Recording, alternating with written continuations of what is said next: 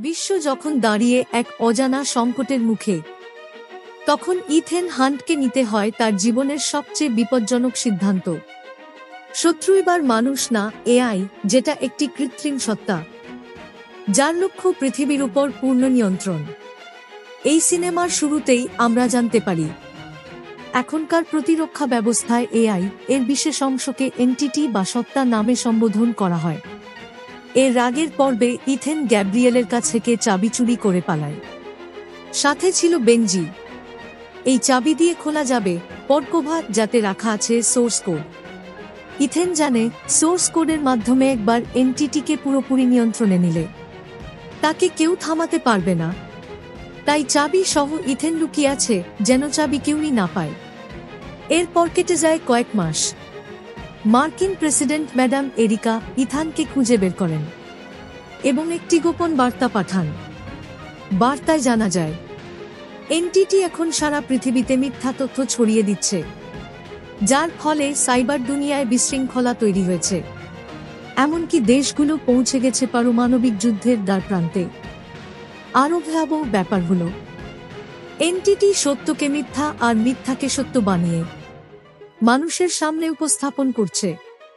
কিছু মানুষ বিশ্বাস করছে এনটিটির তৈরি তথ্যই সত্য এবং তারা বিশ্ব ধ্বংসের ভয়ানক লক্ষ্য পূরণ করতে চায়। প্রেসিডেন্ট ম্যাডাম জানায় এনটিটিকে থামাতে হলে আমাদের পৌঁছাতে হবে সোর্স কোড পর্যন্ত। আর এই সোর্স কোড কোথায় আছে সেটার খোঁজ সম্ভবত গ্যাব্রিয়েল জানে। কিন্তু এর আগেই এনটিটি সব প্রমাণ মুছে ফেলে, যা গ্যাব্রিয়েলের কাছে যাওয়ার পথ দেখাতে পারত।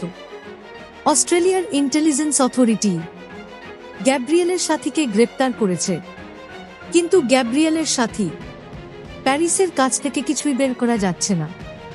এই অবস্থায় প্রেসিডেন্ট ম্যাডাম ইথানকে অনুরোধ করেন, তোমাকে আবার ফিরতেই হবে, প্লিজ ফিরে এসো। আর তখনই ম্যাডামের সেই ভিডিও মেসেজটা 5 সেকেন্ডের মধ্যে ডিলিট হয়ে যায়। পরিস্থিতির গুরুত্ব বুঝে ইথেনও তার পুরনো বন্ধু বেনজি আর লুথারকে খুঁজে বের করে। তারা ছদ্মবেশে অস্ট্রিয়ান জেলে ঢুকে প্যারিসকে মুক্ত করার মিশনে নামে। সেখানে তারা এজেন্ট জ্যাসপারকে ফাঁকি দেয় আর ডিগ্যাস নামের আরেক এজেন্টকে বুঝিয়ে প্যারিসকে উদ্ধার করে। ডিগ্যাস সবকিছু শুনে ইথেনের টিমে যোগ দেয়। প্যারিস, যার জীবন ইথেন একসময় বাঁচিয়েছিল, গ্যাব্রিয়েলের সম্ভাব্য অবস্থান জানিয়ে দেয়। এখন ইথেন তার টিম নিয়ে লন্ডনের মার্কিন দূতাবাসে যায় গ্যাব্রিয়েলকে ধরতে। কিন্তু দুর্ভাগ্যজনকভাবে 2 আইএমএফ এজেন্ট ইথেনকে চিনে ফেলে। তারা যাতে অন্যদের খবর না দিতে পারে তার আগেই গ্রেস তাদের ওয়াকি টকি আর বন্দুক কৌশলে কেড়ে নেয়। ইথেন তাদের অজ্ঞান করে দেয়। এরপর গ্রেস ইথেনকে জিজ্ঞাসা করে তার ভবিষ্যৎ পরিকল্পনা কি। ঠিক তখনই দুজন অপরিচিত ব্যক্তি, যারা গ্যাব্রিয়েলের সাথী ইথেন ও গ্রেস কিছু বুঝে ওঠার আগেই তাদের অ্যানেস্থেশিয়া ইনজেকশন দিয়ে অজ্ঞান করে ধরে নিয়ে যায়। ইথেন জ্ঞান ফিরে পেলে দেখে সামনে দাঁড়িয়ে গ্যাব্রিয়েল। সেই ইথেনকে মনে করিয়ে দেয় অনেক আগে একবার যখন এক ব্যক্তি ইথানের স্ত্রী জুলিয়াকে অপহরণ করেছিল। তখন ইথেন তার স্ত্রীকে বাঁচানোর জন্য সাংহাইয়ের একটি ল্যাব থেকে এক ভয়ঙ্কর প্রোটোটাইপ অস্ত্র চুরি করেছিল, যেটার নাম ছিল রেবিট ফুট। এই রেবিট ফুটকে আরেকটা নামে ডাকা হতো, সেটা হলো এন্টি গড। এই ভয়ঙ্কর এনটিটি আসলে অনেক আগেই ইথেনের হাত ধরেই তৈরি হয়েছিল। রেবিট ফুট থেকে সেটা যে এত বড় একটা বিপজ্জনক প্রযুক্তি হয়ে দাঁড়াবে তা সে কল্পনাও করতে পারেনি। ইথেন একজনের জীবন বাঁচাতে গিয়ে মিলিয়ন মিলিয়ন লোকের জীবন হুমকির ভিতর ফেলে দিয়েছে। এই অবস্থায় গ্যাব্রিয়েল ইথেনের সামনে একটা শর্ত রাখে, আমি গ্রেসকে বাঁচিয়ে রাখব যদি তুমি সেবাস্তোপলে K559 সাবমেরিনে গিয়ে পডকোভা এর সোর্স কোড আমার হাতে তুলে দাও। এই কথা শুনে ইথান ও গ্রেস বুঝে ফেলে এনটিটি আসলে গ্যাব্রিয়েলকে ত্যাগ করেছে, কারণ গ্যাব্রিয়েল নিজেই তার চাবির নাগাল পায়নি। এখন গ্যাব্রিয়েল আবার সেই সোর্স কোড চায় যাতে এনটিটিকে নিয়ন্ত্রণ করতে পারে। তখন ইথেন নাটকীয়ভাবে নিজের দাঁতের ভেতর লুকানো সায়ানাইড ভেঙে ফেলার ভয় দেখায় আর বলে, যদি গ্রেসকে না ছাড়ো তাহলে আমি এখানেই আত্মহত্যা করব। গ্যাব্রিয়েল কিছু বোঝার আগেই ইথেন সায়ানাইড খেয়ে ফেলে। তবে আসলে সেটা ছিল ফেনা তৈরি করার ক্যাপসুল। আত্মহত্যার অভিনয় মাত্র। সুযোগ বুঝে ইথেন গ্যাব্রিয়েলের দলকে আক্রমণ করে গ্রেসকে মুক্ত করে ফেলে। এই অবস্থায় গ্যাব্রিয়েল সেখান থেকে পালিয়ে যায়। পালানোর সময় গ্যাব্রিয়েল তার লকার থেকে একটি বাক্স নিতে চায়, কিন্তু লকার স্পর্শ করার সাথে সাথেই লকারটি স্বয়ংক্রিয়ভাবে লক হয়ে যায়। আসলে এনটিটি চাচ্ছিল না গ্যাব্রিয়েল বাক্সটা নিক। ইথেন লকারে হাত দিলে হঠাৎ করেই সেটি নিজে থেকেই খুলে যায়।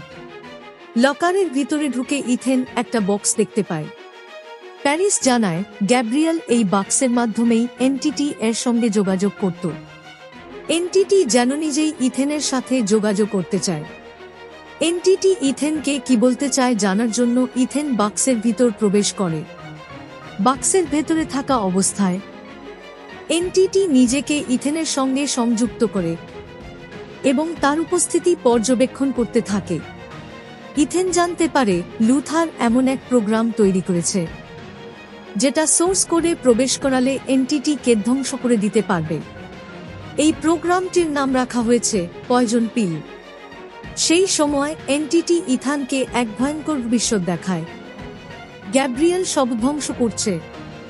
এরপর এনটিটি ইথেনকে পৃথিবীর সবচেয়ে নিরাপদ এক জায়গার অবস্থান দেখায়, আফ্রিকার এক গোপন বাংকার, যেটাকে বাংকার নামেই ডাকা হয়। এনটিটি সেখানে নিজে যেতে পারেনি, কারণ চারপাশে ছিল এক শক্তিশালী ইলেকট্রনিক ঢাল যা এনটিটি এর প্রবেশ ঠেকিয়ে রেখেছিল। এই বাংকারে ছিল মানব জাতির ইতিহাসের সমস্ত জ্ঞান, আর সেগুলোর সাহায্যে এনটিটি হাজার হাজার বছর বেঁচে থাকতে চায়। এরপর এনটিটি ইথেনকে একটা ভয়াবহ বার্তা দেয়, তুমি সোর্স কোড পাবে ঠিকই, কিন্তু তোমার পুরো দল তুষারের নিচে চাপা পড়ে শেষ হয়ে যাবে। 3 দিন পরেই পৃথিবী এক ভয়ঙ্কর পারমাণবিক যুদ্ধের আগুনে পুড়ে যাবে, আর সেই আগুনের মধ্যেই গ্যাব্রিয়েলের হাতে লুথারের মৃত্যু হবে। এই ভয়াবহ ভবিষ্যৎ দেখে ইথেন বক্স থেকে বের হয়ে যায়। ইথেন আর দেরি করে না, সে দ্রুত তার টিমকে জানায়, আমাদের এখনই উত্তর মেরু দিকে যেতে হবে, কারণ সেখানেই আছে সেভাস্তোপোল। ইথেন বলে, আমাকে অ্যারেস্ট হতে হবে, এটাই আমার একমাত্র উপায় ওই স্থানে পৌঁছানোর। বেনজি, তুমি সাথে নিবে ভিএইচএফ রিসিভার, ডিকম্প্রেশন চেম্বার, একটা পুরনো প্লেনে করে এগুলো নিবে, যে প্লেনে কোনো জিপিএস থাকবে না, সবকিছুই অ্যানালগ থাকবে, যাতে তোমাদেরকে ট্র্যাক করতে না পারে। বেনজি, তোমাকে যে খাতাটা দিলাম, এই খাতায় সবকিছু লেখা আছে, এগুলো ফলো করো। বেনজি, এখন থেকে তুমি পুরো টিমের লিডার, রো টিমের দিকে খেয়াল রাখবে। চাবিটা নিয়ে ইথান লুথারকে বাঁচাতে ছুটে চলে যায়, কিন্তু দুঃখজনকভাবে ইথেন পৌঁছানোর আগেই গ্যাব্রিয়েল লুথারের কাছ থেকে পয়জন পিল কেড়ে নেয় এবং একটি চেইন রিঅ্যাকশন বোমা রেখে পালিয়ে যায়। ঠিক তখনই ইথেন সেখানে পৌঁছে যায়। ইথেন দেখে লুথারের রুমে একটি বোম ফিট করে গেছে গ্যাব্রিয়েল। লুথার তাকে জানান, এই বোমা এতটাই শক্তিশালী যে পুরো শহরটা ধ্বংস হয়ে যাবে।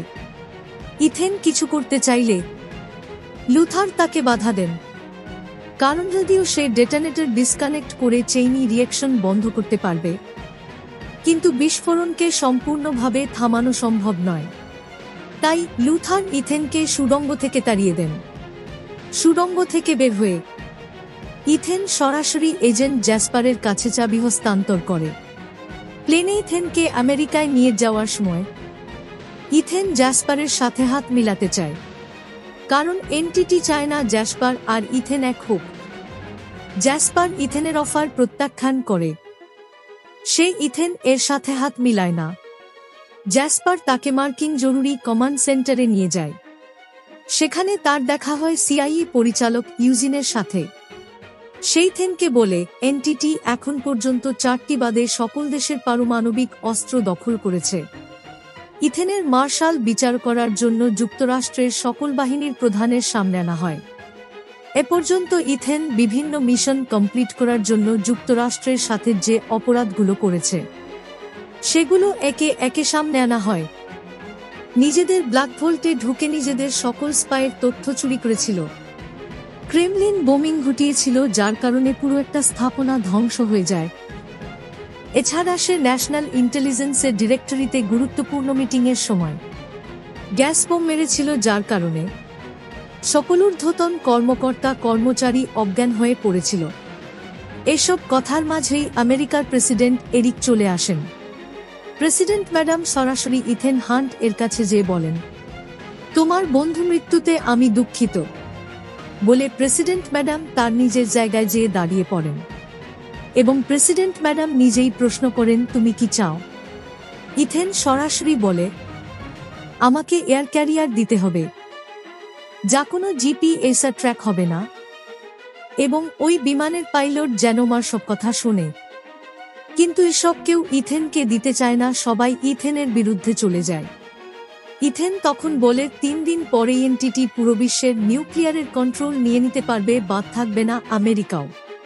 3 দিনের মধ্যে যদি আমি এনটিটিকে শেষ না করতে পারি তাহলে 3 দিন পর এনটিটি এক দেশ থেকে অন্য দেশে নিউক্লিয়ার অ্যাটাক করবে, যার ফলে পুরো বিশ্ব ধ্বংস হয়ে যাবে। ইথেন বলে, এনটিটিও চায় না যে আপনারা আমার কথা শোনেন, কারণ আমার কথা শোনা মানে বোকামি করা হবে। কিন্তু আমার মনে হয় পুরো বিশ্বকে নিউক্লিয়ার আক্রমণ থেকে বাঁচানোর জন্য আপনাদের এই বোকামিটাই করা উচিত। ইথেন শেষবারের মতো আকুতি করে প্রেসিডেন্ট ম্যাডামের কাছে, আমাকে প্লিজ 3 দিন সময় দিন, আমি কি আগে কখনো আপনাকে হতাশ করেছি? এরই মধ্যেই সাইরেন বেজে ওঠে। তখনই জানা যায় যুক্তরাজ্য তাদের নিউক্লিয়ার অস্ত্রের নিয়ন্ত্রণ হারিয়ে ফেলেছে। তখন হতাশ হয়ে প্রেসিডেন্ট ম্যাডাম ইথেনকে বলে, 72 ঘন্টা কেটে যাওয়ার পর আমি 1 সেকেন্ডও নষ্ট করব না, ওই নিউক্লিয়ার অস্ত্রের বোতামটি টিপে দেব এবং এর জন্য কেবল তুমিই দায়ী থাকবে। প্রেসিডেন্ট ম্যাডাম সার্জেন্টদের ইথানকে গ্রেপ্তারের নির্দেশ দেন আর সার্জেন্টদের একটি গোপন চিঠি দেন, যেটার তাৎপর্য আমরা পরে জানতে পারব। আসলে প্রেসিডেন্ট ম্যাডাম ইথানকে গ্রেপ্তার করেননি, বরং তিনি চুপি চুপি চাবিটা সার্জেন্টদের হাতে তুলে দেন আর বলে দেন, তোমার হাতে আছে ঠিক 3 দিন সময়, কারণ তিনি সেনা প্রধানদের সঙ্গে সরাসরি বিরোধে জড়াতে চাননি, তাই গোপনে এই সিদ্ধান্ত নেন। সেন্টার থেকে বের হয়ে ইথেনের হাতের লকআপ খুলে দেয়। আরেক সেনা অফিসার ইথানকে চাবি দেয়ার বলে, রাষ্ট্রপতি ম্যাডাম কি বলেছে আপনি শুনেছেন? আপনার হাতে 72 ঘন্টা সময় আছে। সে আরো বলে, এই চিঠিটা অ্যাডমিরাল নিলিকে পৌঁছে দিতে হবে। তারপর এক হেলিকপ্টারে চড়ে ইথেন পারিস মায়ুত্তরের মেরুর দিকে ক্যারিয়ার স্ট্রাইক গ্রুপে, যা ছিল উত্তর প্রশান্ত মহাসাগরের মাঝখানে এক বিশাল যুদ্ধজাহাজ। সেখানে পৌঁছে ইথেন চিঠিটা অ্যাডমিরাল নিলির হাতে তুলে দেয়। নিলি চিঠি খুলে দেখেন, ভিতরে লেখা মাত্র একটা তারিখ, 22 মে 1996। এই তারিখ দেখেই নিলির চোখে জল চলে আসে। সে বলে, এই দিনে আমি আর এরিকা যদি একটু সাহস করতাম তাহলে আজ অনেক মানুষ প্রাণে বেঁচে যেত।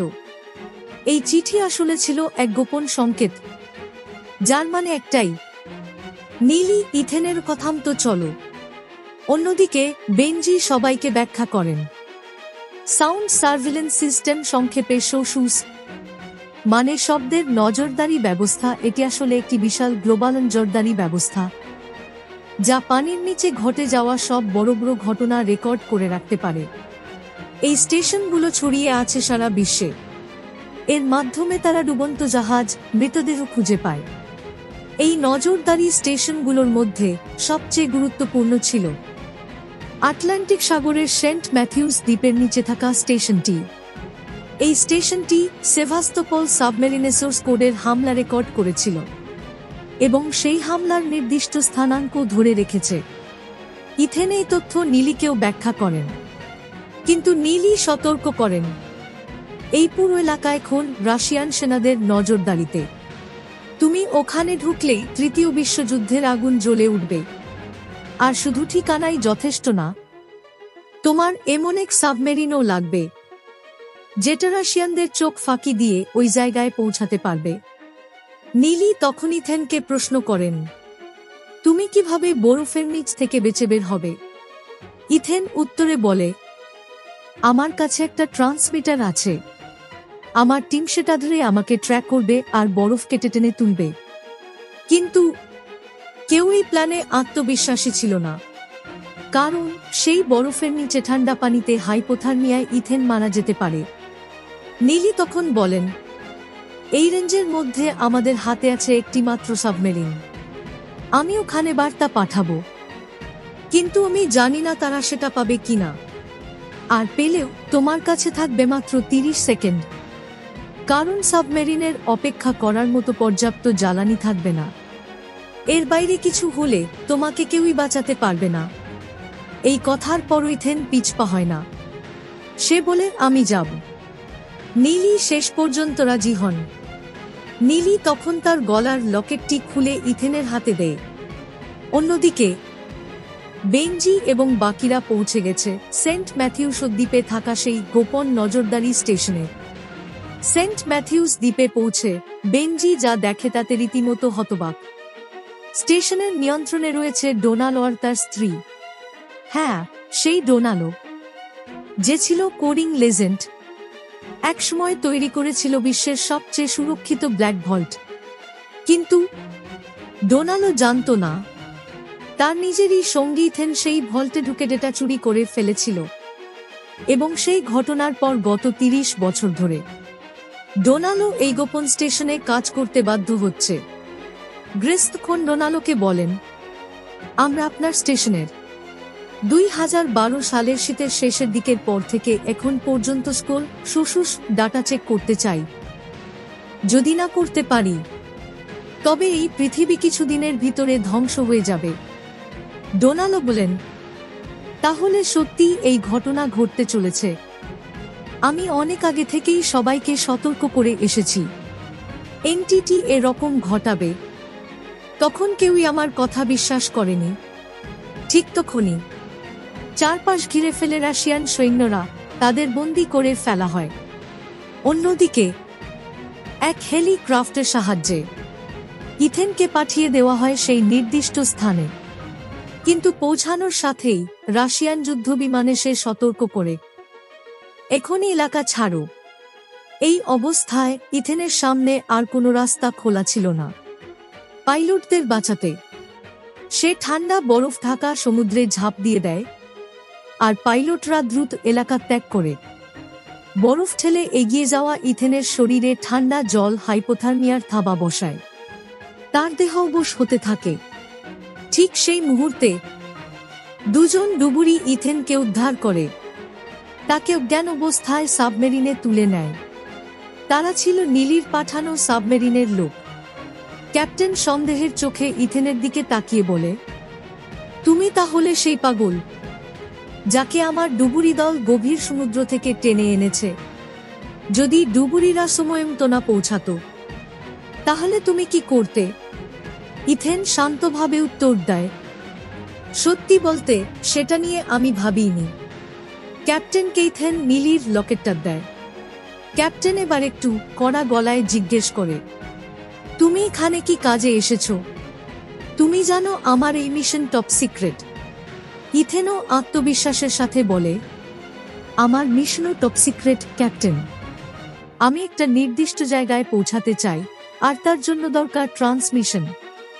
এরপর সে ব্যাখ্যা করে, আপনার সাবমেরিনকে পেরিস্কোপ গভীরতায় আসতে হবে, এন্টিনা খুলতে হবে এবং VHF ব্যান্ডে নো সিগন্যাল স্ক্যান চালাতে হবে।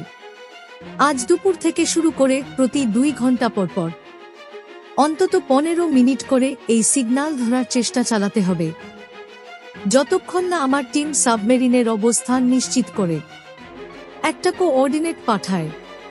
ক্যাপ্টেন চিন্তিত হয়ে যায়। 15 মিনিটের জন্য আমরা ওপেন থাকলে রাশিয়ানরা সহজেই জেনে যাবে আমরা কোথায় আছি। ইথেন দৃঢ়ভাবে জানিয়ে দেয়, আমি জানি এটা ঝুঁকিপূর্ণ, কিন্তু এই ঝুঁকি নেওয়া ছাড়া আমাদের সামনে আর কোনো উপায় নেই। এরপর ক্যাপ্টেন ইথেনকে একটি মানচিত্র দেখান আর বলেন, একটি রাশিয়ান সাবমেরিন এখন সেন্ট ম্যাথিউসে অবস্থান করছে। আমাদের সন্দেহ তোমার টিম এখন রাশিয়ানদের হাতে পড়েছে। এরপর আমরা চলে যাই এক উত্তেজনাপূর্ণ মুহূর্তে, যেখানে ডোনাল্ড দল রাশিয়ান সেনার মুখোমুখি। তাদের নেতা চায় এক গুরুত্বপূর্ণ কোঅর্ডিনেট, যা নাকি তাদের সিনিয়রদের নির্দেশে সংগ্রহ করতে হবে। ডোনাল্ড তখন পরিস্থিতি ব্যাখ্যা করতে শুরু করে। সে বলে, আমি আগেই আপনার রাশিয়ান বন্ধুদের বলে দিয়েছি, যে ডাটা আপনারা খুঁজছেন সেটা আমার কাছে নেই। আমি অনেক আগে এজেন্সিকে বলেছিলাম আমার সিস্টেম আপডেট করতে হবে, কিন্তু তারা সেটা কানে তোলে নাই। এরপর হঠাৎ 2012 সালের শীতে একটা টিম আসে, কিছু না জানি এই পুরো সিস্টেম রিপেয়ার করে দিয়ে চলে যায়। তারাই সম্ভবত সেই ডাটা নিয়ে গেছে যেটা আপনারা এখন খুঁজছেন। রাশিয়ান সোলজার খুব ঠান্ডা গলায় বলে, আমার কোঅর্ডিনেট দরকার। এই কোঅর্ডিনেট আমার সিনিয়ররা চেয়েছে। আমরা ঠিক সেই লোকেশনটাই খুঁজছি। যদি আপনারা তা আমাদের দেন তাহলে কোনো ক্ষতিই করব না, চলে যাব। কিন্তু মনে রাখবেন 1 ঘন্টার মধ্যেই আমি সেই কোঅর্ডিনেটের ড্রয়িং চাই। এই মুহূর্তে এগিয়ে আসে গ্রেস। সে শান্ত অথচ দৃঢ় গলায় বলে, আমি বুঝি কোঅর্ডিনেট আপনাদের প্রয়োজন, কিন্তু আমাদেরও ঠিক সেই কোঅর্ডিনেট দরকার। আর আমাদের দরকারটা শুধু নিজেদের বাঁচানোর জন্য নয়, এটা পুরো পৃথিবীকে বাঁচানোর জন্য। আপনি যদি আমাদের বিশ্বাস করেন তাহলে জানবেন, আমরা যদি এই কোঅর্ডিনেট না পাই তাহলে পৃথিবীকে আর রক্ষা করা যাবে না। কিন্তু রাশিয়ানদের গলায় কোনোই সহানুভূতি নেই। সে সংক্ষিপ্তভাবে উত্তর দেয়, না, আমি বিশ্বাস করি না। এই ঘন্টার মধ্যেই আমার সেটা চাই। এই কথা বলে সে চলে যায় বাইরে, রেখে যায় তীব্র চাপ, ভয় আর অনিশ্চয়তার ছায়া। এখানে আরেকটা বিষয় স্পষ্ট বোঝা যায় যে রাশিয়ানদের কাছেও সেম আরেক জোড়া চাবি রয়েছে। যদি ওরা লোকেশন পায় তবে রাশিয়ানরা ভয়ঙ্কর কিছু করে ফেলতে পারে।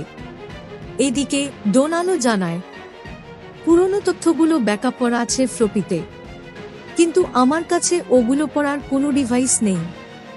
বেনজি বাধ্য হয়ে রেকর্ডার তৈরি শুরু করে। আর সেই সময়েই ডোনাল্ড বলে, তার মনে আছে সেই সেভাস্তোপল সাবমেরিন বিস্ফোরণের স্থানাঙ্ক। সেই সাবমেরিন সেভাস্তোপলের এক্স্যাক্ট পয়েন্ট লোকেশন জানে। সে দ্রুত একটি কাগজে লোকেশনটি লেখে, নিজের ঘড়িতে লুকিয়ে তার স্ত্রীর হাতে তুলে দেয় আর বলে, কুকুরদের খাবার দাও। এই অজুহাতে গ্রেসের সঙ্গে বাইরে পাঠায়। ইথেন সমুদ্রের অতল চাপ সামলানোর জন্য সাবমেরিনে কঠোর অনুশীলন শুরু করে। ঠিক সেই সময় সাবমেরিনের একজন সদস্য হঠাৎই ইথেনের উপর ঝাঁপিয়ে পড়ে, মারতে শুরু করে। আসলে সে এনটিটির দ্বারা নিয়ন্ত্রিত হয়ে গিয়েছিল। ভাগ্য ভালো, দলের আরেক সদস্য ঠিক সময়ে ইথেনকে বাঁচিয়ে দেয়। এদিকে ইথেনের টিম রাশিয়ান সৈন্যদের সঙ্গে সংঘর্ষে জড়িয়ে পড়ে। তীব্র গোলাগুলিতে চারপাশ জ্বলতে থাকে, বাড়িতে আগুন ধরে যায়, তবু তারা থামে না। ডোনাল্ড নিজের জীবনের তোয়াক্কা না করে সে সেই সাবমেরিনের লোকেশন পাঠিয়ে দেয় ইথেনকে। ক্যাপ্টেন সঙ্গে সঙ্গে সেই তথ্য গ্রহণ করে। ইথেন মানচিত্রটি দেখে আর তার চোখ চকচক করে ওঠে। এখন সময় খুবই কম।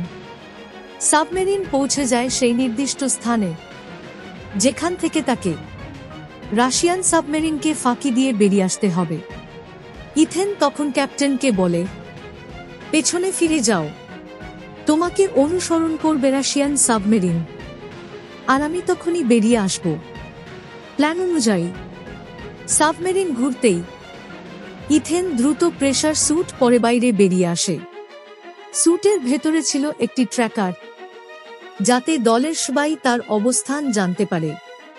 অতল সমুদ্রের অন্ধকারে ইথেন একাই এগোতে থাকে রাশিয়ান সাবমেরিনের দিকে।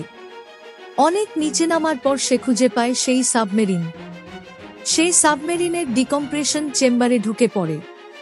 চেম্বার থেকে পানি বের করা মাত্রই সাবমেরিনের ভারসাম্য ভেঙে পড়ে এবং সেটা পিছলে যেতে শুরু করে সাগরের আরও গভীরে। ইথেন পৌঁছে যায় সাবমেরিনের ভিতরের সিজার রুমে। সেখান থেকেই সে পায় পডকোভা, যাতে আছে এনটিটি এর সোর্স কোড। কিন্তু সময় তখন তার বিরুদ্ধে। সাবমেরিনটা দ্রুত আরও গভীরে ডুবে যাচ্ছে। ভেতরে পানি ঢুকে পড়েছে। বেরোনোর সব দরজা বন্ধ হয়ে গেছে। একমাত্র সরু অক্সিজেন টানেল দিয়ে বেরোনো সম্ভব। তাই সে নিজের স্যুট খুলে ফেলে অক্সিজেন টানেল দিয়ে বেরিয়ে আসে। তবে ততক্ষণে তার শরীর হাইপোথার্মিয়ায় জমে গেছে। সে অজ্ঞান হয়ে পড়ে। ঠিক সেই মুহূর্তে গ্রেস এসে তাকে টেনে তুলে ডিকম্প্রেশন চেম্বারে রাখে। সে সিপিআর শুরু করে। শ্বাস বন্ধ। সময় থেমে যায়। তারপর হঠাৎ ইথেন আবার নিঃশ্বাস নিতে শুরু করে। এরপর ইথেন তার দল নিয়ে দক্ষিণ আফ্রিকায় নির্মিত বাংকারের দিকে রওনা দেয়। প্লেনে ইথেনের সাথে ডোনালোর দেখা হয়। ইথেন ডোনালোকে দেখেই চিনতে পারে। তখন ইথেন ডোনালোর কাছে ক্ষমা চায়, কারণ ইথেন ব্ল্যাক ভোল্টে ঢুকে স্পাইদের তথ্য চুরির কারণেই শাস্তিস্বরূপ ডোনালোকে বদলি করে। ডোনালো বলে, এখানেই আমি খুশি আছি, আর এখানে এসেই আমি আমার শ্রেষ্ঠ লাইফ পার্টনার খুঁজে পেয়েছি। আমি হ্যাপি। আমার তোমার উপর কোনো রাগ নেই। বেনজি বোঝায়, পডকোভা যার ভিতর আছে এনটিটি এর অরিজিনাল সোর্স কোড, লুথারের তৈরি অ্যালগোরিদম পয়জন পিল। যখন পডকোভার সাথে যুক্ত হবে তখন এক প্রকারের ডিজিটাল টনিকের সৃষ্টি হবে। এটা সাইবার স্পেসে আপডেট হতেই এই টক্সিন এনটিটিকে নষ্ট করার চেষ্টা করবে। তখন এনটিটি দুর্বল হয়ে যাবে। এনটিটি অনুভব করবে যে এটি বাংকারের ডেটা সেন্টারে যাচ্ছে, কিন্তু আসলে এটি একটি 5D অপটিক্যাল ডেটা ডিভাইসে আসবে, যার ক্যাপাসিটি 360 টেরাবাইট, যেটা লুথার বানিয়েছিল। এই 5D অপটিক্যাল ড্রাইভে রিসিভারের আলো সবুজ হয়ে যাওয়ার সাথে সাথে আমাদের এই ড্রাইভটি সরিয়ে ফেলতে হবে। ইথেন বলে এনটিটিকে বাংকারে নিয়ে যাওয়া এবং গ্যাব্রিয়েলকে পডকোভা দেওয়ার সিদ্ধান্ত ইতিমধ্যেই নেওয়া হয়েছে। গ্যাব্রিয়েল নিজেই লোভে পড়ে এনটিটি নিয়ন্ত্রণের জন্য পয়জন পিলটি পডকোভা এর সাথে কানেক্ট করবে, যেটা আমরা চাই। লক্ষ লক্ষ মানুষের জীবন ঝুঁকির মুখে থাকায় গ্রেস ভয় পেয়ে যায়। তাই ইথেন সময়মতো অপটিক্যাল ডিভাইসটি সরিয়ে ফেলার দায়িত্ব গ্রেসকে দেয়। প্লেন থেকে নামার পর সবাই বাংকারের উদ্দেশ্যে রওনা দেয়। গাড়ি থেকে নেমে সবাই অস্ত্র নিয়ে আস্তে আস্তে সামনের দিকে এগোতে থাকে। প্রেসিডেন্ট ম্যাডামের সাথে সকল বাহিনীর প্রধানকে দেখানো হয় রাশিয়ার নিউক্লিয়ার মিসাইল সিস্টেমও এনটিটি নিয়ন্ত্রণ করে নিয়েছে। এখন শুধু বাকি আছে আমেরিকার নিউক্লিয়ার সিস্টেম। যে কোনো মুহূর্তে আমেরিকার নিউক্লিয়ার মিসাইল সিস্টেমও এনটিটি দখল করে নিতে পারে, যদি আমাদের ডিফেন্স সিস্টেম এনটিটি কন্ট্রোল করে নেয়। তাহলে আর এনটিটিকে থামানো যাবে না। এদিকে এক অফিসার প্রেসিডেন্ট ম্যাডামকে বোঝায়, ইথেন হয় রাশিয়ার কাছে ধরা পড়েছে, না হয় মারা গেছে। আমাদের হাতে আর সময় নেই। এনটিটি কে থামাতে হলে এখন আমেরিকারকে 7 দেশের নিউক্লিয়ার ডিফেন্স সিস্টেমে আক্রমণ করতে হবে। এছাড়া অন্য কোনো পথ নাই। আর এই হামলা করলে কোটি কোটি মানুষের প্রাণ যাবে, যার ফলে ওয়ার্ল্ড ওয়ার শুরু হওয়ার সম্ভাবনা আছে। 10 কোটি লোককে মারতে হবে যাতে 700 কোটি লোক বেঁচে থাকে। এটাই শেষ রাস্তা বলে সবাই মনে করছিল। ইথেন হান্ট সবাইকে নিয়ে তখনও ধ্বংসপ্রায় রাস্তা দিয়ে সামনের দিকে এগোতে থাকে। পরে তারা 2 ভাগে ভাগ হয়ে যায়। একদল সার্ভার রুমের দিকে যায়, অন্যরা বাংকারের দিকে এগিয়ে যায়। ইথেন দেখে গ্যাব্রিয়েল সার্ভার রুমের সামনে একটি পারমাণবিক বোমা পুঁতে রেখেছে। গ্যাব্রিয়েল বলে, তুমি যদি ঝামেলা করো তাহলে আমি এই বোমা ফাটিয়ে দেব। কোনোভাবেই তোমরা বাঁচতে পারবে না, আর আমি প্লেনে করে পালিয়ে যাব। যদি ভালো চাও পডকোভা আমাকে দিয়ে দাও। পয়জন পিল যেহেতু আমার কাছেই আছে, পয়জন পিল ছাড়া পডকোভা তোমার কোনো কাজে আসবে না। তাই যদি ভালো চাও পডকোভা আমাকে দিয়ে দাও। ইথেন গ্যাব্রিয়েলকে পডকোভা দেওয়ার মুহূর্তে এজেন্ট জ্যাসপার এসে গ্যাব্রিয়েলকে বন্দুকের মুখে ফেলে। এই অবস্থার সুযোগ নিয়ে গ্যাব্রিয়েলের লোকেরা বোমের টাইমার চালু করে দেয়। সিআইএ ডিরেক্টর এসে ইথেনকে পডকোভা সোর্স কোড নিয়ে জিজ্ঞেস করে, তুমি আসলে কি পরিকল্পনা করেছ? ইথেন তার বসকে বলে গ্যাব্রিয়েলকে পডকোভা দিয়ে দিতে, যেন গ্যাব্রিয়েল পডকোভা নিয়ে দ্রুত চলে যেতে পারে। কিন্তু ইথেনের বস ডিরেক্টর ইউজিন কিছুই শুনতে চায় না। সে বারবার ইথেনকে তার প্ল্যানের কথা জিজ্ঞাসা করে। গ্যাব্রিয়েল সেই ফাঁকে তার লোকদের গুলি চালানোর নির্দেশ দেয়। টানেলের ভিতর তখন দুই পক্ষের গোলাগুলি চলতে থাকে। এই সুযোগে গ্যাব্রিয়েল গাড়ি নিয়ে পালিয়ে যায়। বেনজি তখন ইথেনকে বলে, আমরা সার্ভার রুমে যাচ্ছি, গ্যাব্রিয়েলকে থামাও, ওর সঙ্গে পয়জন পিল আছে। ইথেন তখন একটা গাড়িতে ওঠে আর গ্যাব্রিয়েলকে ধরার চেষ্টা করে। এদিকে বেনজির গায়ে গুলি লেগেছে দেখা যায়। ইথেনের বস ও একটা গাড়ি নিয়ে পালিয়ে যায়। ইথেন গাড়ি চালিয়ে চেষ্টা করে গ্যাব্রিয়েলকে ধরার, কিন্তু মাঝপথে অন্য গুন্ডাদের গাড়ির সাথে ইথেনের গাড়ির ধাক্কাধাক্কিতে ইথেনের গাড়ি উল্টে যায়। ইথেন তখন দৌড়ে গ্যাব্রিয়েলকে ধরার চেষ্টা করে, শেষ পর্যন্ত ধরতে পারে না। ততক্ষণ গ্যাব্রিয়েলের প্লেন আকাশে। পরক্ষণে ইথেন দেখতে পায় আর এক কোপাইলার প্লেন নিয়ে মাত্রই আকাশে উঠতে যাচ্ছে। তখন ইথেন ওই প্লেনে কোনমতে ঝুলে উঠে পড়ে। অন্যদিকে বাংকারের ভেতরে বেনজির গুলি লাগায়। বেনজি অনেক অসুস্থ বোধ করে। ডোনেলো তখন নির্দেশ দেন, গ্রেস, প্যারিস, তোমরা বেনজিকে নিয়ে সার্ভার রুমে যাও। কিন্তু ডি গ্যাস নিরাপদ সার্ভার রুমে যেতে চায় না। সে ডোনেলো ও তার স্ত্রীকে নিউক্লিয়ার বোমা ডিফিউজে বানস্টে সাহায্যের জন্য রয়েয় মৃত্যুর মুখে। ডোনেলো, তার স্ত্রী এবং ডি গ্যাস বোমার পারমাণবিক প্রতিক্রিয়া থামানোর চেষ্টা করতে থাকে। আবার ইথেনকে দেখানো হয় সে ছোট উড়ন্ত প্লেনের চাকার উপর বসে আছে। ইথেন সুযোগ খুঁজতে থাকে পাইলটকে মেরে প্লেনের সিটে বসার। পাইলট ইথেনকে হঠাৎ দেখে হতভম্ব হয়ে পড়ে। এই সুযোগই ইথেন ঘুষি মেরে পাইলটকে অজ্ঞান করে দেয়, আর সাথে সাথেই বিমানটি কন্ট্রোল হারায়। তখন ইথেন প্লেন কন্ট্রোল করার চেষ্টা করে। ইথেনকে এই অবস্থায় গ্যাব্রিয়েল আবার দেখে ফেলে। এদিকে ডোনালো বোম ডিফিউজের জন্য নিউক্লিয়ারের স্ট্র্যাপ খুলতে থাকে, কোনো পূর্বাভিজ্ঞতা ছাড়াই। আর এদিকে বেনজিকে নিয়ে গ্রেসো প্যারিস সার্ভার রুমে ঢুকে পড়ে। তারা মূল কন্ট্রোলিং সিস্টেমের দিকে যেতে থাকে। এখানে বেনজির অবস্থার আরও অবনতি ঘটে। সে শ্বাস নিতে পারছিল না। বেনজি বলে, আমার লাঞ্চ দ্রুত দুর্বল হয়ে যাচ্ছে, একটু পরে আমি নিঃশ্বাস নিতে পারবো না। এখানে বেনজি বাদে কারোরই মেডিকেল এক্সপিরিয়েন্স নাই। তখন বেনজি গ্রেসকে সার্ভার হ্যাক করতে বলে আর প্যারিসকে বলে, তুমি একটা ছুরি নিয়ে আমার বুকে একটা ছিদ্র করো। আবার ইথেনকে দেখানো হয়। ইথেন বেল্ট খুলে দেয় পাইলটের।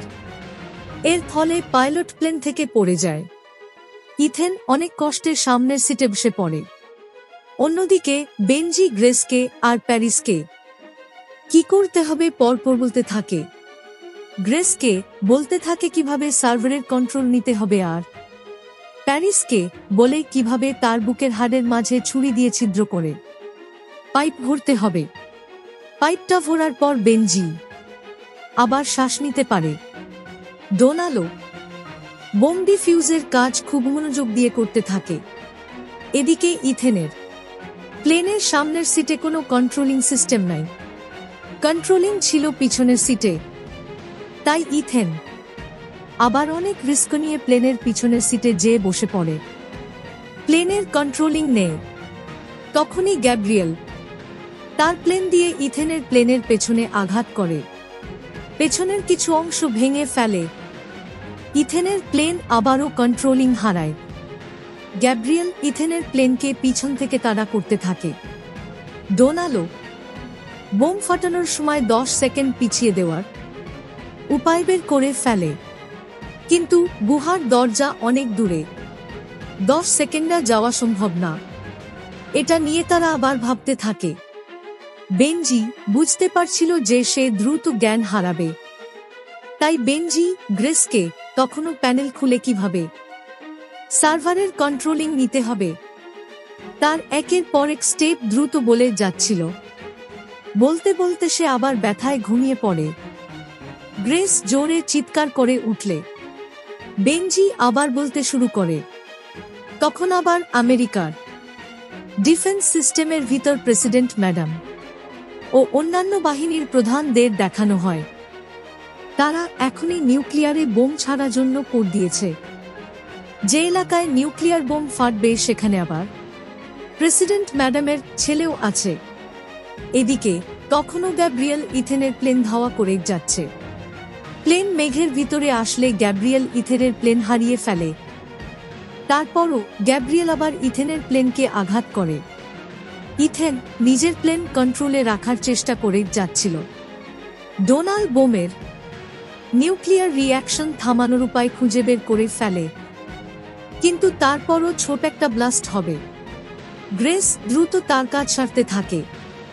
আবার প্রেসিডেন্ট ম্যাডামকে দেখানো হয় নিউক্লিয়ার বোমা লঞ্চের জন্য প্রস্তুত।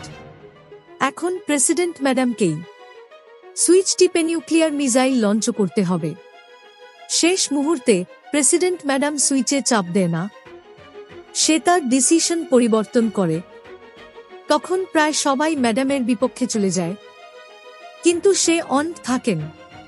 প্রেসিডেন্ট ম্যাডামের টিমের সিকিউরিটিতেই ছিল এনটিটি এর লোক। সে তখন প্রেসিডেন্ট ম্যাডামকে গুলি করতে যায়। তখন ওই বিশ্বাসঘাতক সিকিউরিটি গার্ডকে এক জেনারেল পিস্তল দিয়ে গুলি করে মেরে ফেলে। ওই জেনারেলেরও গুলি লাগে, সেও তৎক্ষণাৎ মারা যায়। এই অবস্থায় অ্যালার্ম বেজে ওঠে। আমেরিকার সকল নিউক্লিয়ার মিসাইলও এনটিটি এর নিয়ন্ত্রণে চলে আসে। পৃথিবীর সব দেশের নিউক্লিয়ার মিসাইল সিস্টেম এখন এনটিটি এর নিয়ন্ত্রণে। এখন এনটিটি চাইলেই পুরো বিশ্ব ধ্বংস করে দিতে পারে। বেনজি তখন অগ্রেসকে ইনস্ট্রাকশন দিয়ে যাচ্ছে, এনটিটি ততক্ষণ না পর্যন্ত মিসাইল লঞ্চ করবে না, যতক্ষণ না পর্যন্ত এনটিটি একটা লুকানোর জায়গা না পায়। গ্রেস এনটিটিকে ধরার ফাঁদ প্রায় রেডি করে ফেলেছে। যখনই এনটিটি লুকানোর জন্যই সার্ভারে ঢুকবে, তখনই ওরা এনটিটিকে ওই ফাঁদের ভিতর আটকিয়ে ফেলবে। ডোনাল্ড বোম থেকে রাসায়নিক ডেটোনিয়াম প্রায় বের করে ফেলেছে, শুধু ফিউজ কাটাই বাকি আছে। সময় বাকি আছে আর মাত্র 4 মিনিট। গ্রেস পুরোপুরি রেডি এনটিটিকে 5D অপটিক্যাল ড্রাইভে আটকিয়ে ফেলার জন্য। ইথেন কাজ শেষ করলেই, গ্রিন লাইট জ্বলতেই সে ওই অপটিক্যাল ড্রাইভ খুলে নিবে আর এনটিটি ধরা পড়বে। এদিকে গ্যাব্রিয়েল যখন চারপাশে তাকিয়ে ইথেনের প্লেন খুঁজে বেড়াচ্ছে, তখন ইথেনের প্লেন ঠিক গ্যাব্রিয়েলের প্লেনের নিচে। ইথেন গ্যাব্রিয়েলের প্লেনে ওঠার চেষ্টা করতে থাকে। অনেক চেষ্টার পর একসময় সে গ্যাব্রিয়েলের প্লেনে ঝুলে পড়ে। ইথেন গ্যাব্রিয়েলের সামনে আসলে গ্যাব্রিয়েল চমকে ওঠে আর ইথেনকে প্লেন থেকে ফেলে দেওয়ার চেষ্টা করতে থাকে।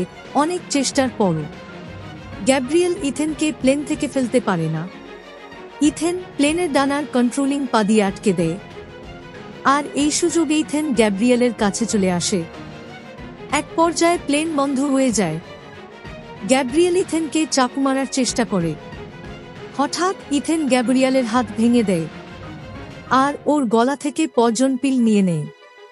তারপর তার সিট বেল্ট খুলে দেয়। প্লেন তখনও আকাশে উল্টো অবস্থায় উড়ছে আর দুজনে প্লেন ধরে ঝুলতে থাকে। গ্যাব্রিয়েল প্যারাসুট দিয়ে নামার জন্য হাত ছেড়ে দেয়, কিন্তু প্লেনের সাথে মাথায় বাড়ি লেগে তখনই ও মারা যায়। ইথেন তখন প্লেনে বসে প্লেন আবার চালু করার চেষ্টা করে, কিন্তু প্লেনে আগুন ধরে যায়। তখন ইথেন প্যারাসুট পরে নেয়।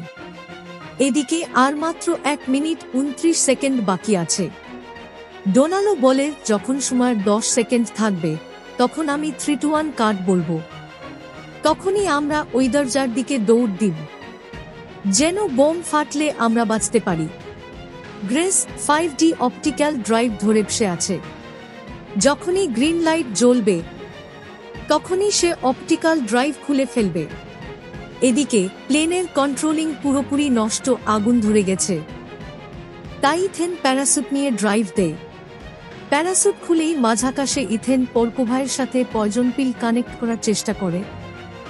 তখন ইথেনের প্যারাসুটেও আগুন ধরে যায়। আগুন লাগা প্যারাসুট খুলে ফেলে এবং দ্রুত নিচে পড়তে থাকে। আর মাত্র 31 সেকেন্ড বাকি আছে। সবাই যে যার জায়গায় রেডি। আকাশে ইথেন পর্কোভাইয়ের সাথে পয়জন পিল কানেক্ট করার চেষ্টা তখনও করে যাচ্ছে। আর মাত্র 10 সেকেন্ড বাকি আছে। ইথেন তখনই পর্কোভাইয়ের সাথে পয়জন পিল কানেক্ট করে ফেলে, আর সাথে সাথে গ্রেস গ্রিন লাইট দেখতে পায়। মুহূর্তেই সে অপটিক্যাল ড্রাইভটা খুলে ফেলে আর এনটিটি চিরতরে আটকা পড়ে। এনটিটি আটকে পড়াতে তখনই পুরো পৃথিবী জুড়ে নেমে আসে ব্ল্যাকআউট। আমরা গ্রেসের হাতে দেখতে পাই 5D অপটিক্যাল ড্রাইভে এনটিটি এর হলুদ আলোর আভা দেখা যাচ্ছে। ওদের মিশন সাকসেসফুলি কমপ্লিট হয়ে যায়। সবার মুখে হাসি। আবার আস্তে আস্তে পুরো পৃথিবীতে আলো ফিরে আসে। সবাই জানতে পারে ইথেন সফল। প্রেসিডেন্ট ম্যাডামের ফোন বেজে ওঠে। উনি দৌড়ে ফোন ধরেন, ওপাশ থেকে জানানো হয় সবকিছু আমাদের কন্ট্রোলের ভিতর চলে এসেছে, NTTR-9। তখন প্যারাসুটের পাশে ইথেনকে দেখা যায় খোলা মাঠে। পয়জন পিলে রেকর্ড করা লুথারের কণ্ঠ ভেসে আসে। এখানেই রেকর্ড ছিল মৃত্যুর আগের শেষ বক্তব্য। সে বলে, তুমি পারবে, কারণ তুমি তৈরি হয়েছ এই মিশনের জন্য। পৃথিবীকে তোমার প্রয়োজন। বার্তাটি শেষ হতেই ডিভাইসটি সোর্স কোড সহ ধ্বংস হয়ে যায়। ইথেন পুড়ে যাওয়া ডিভাইস এবং কোড তুলে দেয় ইউজিনের হাতে। সবাই এরপর লন্ডনে একত্রিত হয় শেষবারের মতো। তারপর তারা একে অপরের দিকে তাকিয়ে আলাদা পথে রওনা হয়। সবার মনের ভেতর একটা শান্তি, আমরা শেষ পর্যন্ত রক্ষা করতে পেরেছি এই পৃথিবীকে।